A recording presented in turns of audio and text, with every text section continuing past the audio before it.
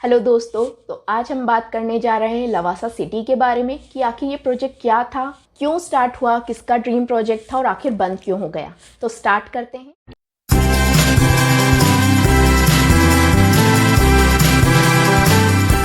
ये dream project था अजीत गुलाबचंद का, जो कि एमडी थे एचसीसी यानी कि हिंदुस्तान कंस्ट्रक्शन कंपनी के।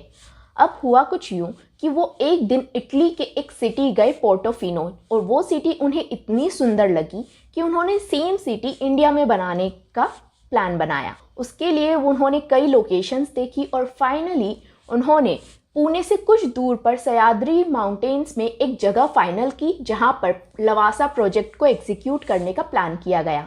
इस प्रोजेक्ट में बहुत सारी चीज़ें थी। यहाँ पे बड़े बड़े बंगलोज, पे बहुत सुंदर सुंदर रो हाउसेस बनने वाले थे, बड़ी बड़ी होटल चेन्स आने वाली थी, आईटी कंपनीज, आईटी कॉलेजेस और भी बहुत सारी चीज़ें जो कि टूरिज्म को भी अट्रैक्ट करने वाली थी। और इस कारण कई लोगों ने, जो हम कॉमन लोग हैं, उन्होंने भी सोचा कि इन्वेस्टमेंट के लिए काफ़ी अच्छा टाइम है और उन्होंने अपनी लाइफ सेविंग्स या फिर लोन लेकर यहाँ पे इन्वेस्ट किया ताकि उन्हें फ्यूचर में काफ़ी अच्छा रिटर्न मिले। स्टार्टिंग में चीज़ें काफ़ी अच्छी चल रही थी। 2002 से 3 के बीच में काफ़ी तेज़ी से चीज़ें बनने लगी। एक रफ़ आइडिया लोगों को मिल गया कि लवासा आखिर बनेगा कैसे, क्योंकि कई घर बन गए थे, कई जगह बन चुकी थी। तो लोगों को समझ में आने लगा कि जब पूरा लवासा बन जाएगा तो ये कितना सुंदर दिखेगा। और एक्चुअली में वो बहुत सुंदर दिखता था। जो वो एक टाउन बना था, बहुत सुंदर है। सो बेसिकली स्टार्ट तो बहुत अच्छा हुआ, बट 2010 के बाद से चीज़ें धीरे धीरे ख़राब होने लगी।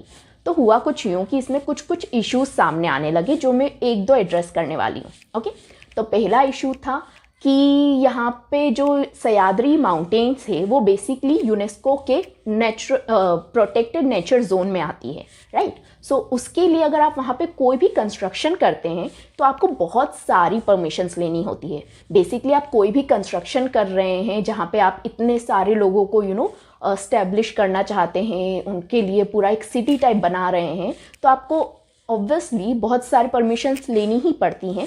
बट यूनेस्को के कारण इसमें और भी परमिशंस थी जो ज़रूरी थी, जो कि लवासा के लिए नहीं ली गई। और इसके कारण कई लोगों ने इसके अगेंस्ट कंप्लेंट करना स्टार्ट कर दिया। बहुत सारी कंप्लेंट्स आने के बाद मिनिस्ट्री ऑफ एनवायरनमेंट को इसमें इंटरफेयर करना पड़ा और इस प्रोजेक्ट पे स्टे ऑर्डर लगाने पड़े। एक और रीज़न था इसका सी लेवल।